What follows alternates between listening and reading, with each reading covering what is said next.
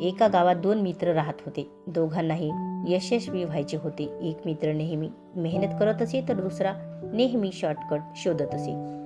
एकदा गावाजवळ नवीन बाजार सुरू झाला.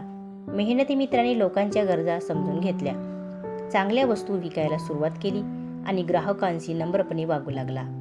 दुसऱ्या मित्राने मात्र जास्त नफा मिळवण्यासाठी निकृष्ट वस्तू विकल्या. सुरुवातीला त्याच्याकडेही खूप ग्राहक आले, पण काही दिवसांनी लोकांना फसवणूक कळली आणि त्यांनी त्याच्याकडे जाणे बंद केले.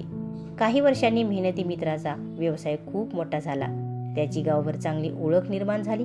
दुसरा मित्र मात्र पुन्हा सुरुवातीपासून संघर्ष करत होता.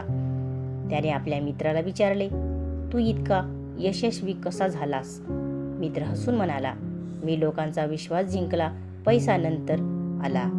बोध: यशाचा खरा पाया मेहनत, प्रामाणिकपणा आणि लोकांचा विश्वास असतो.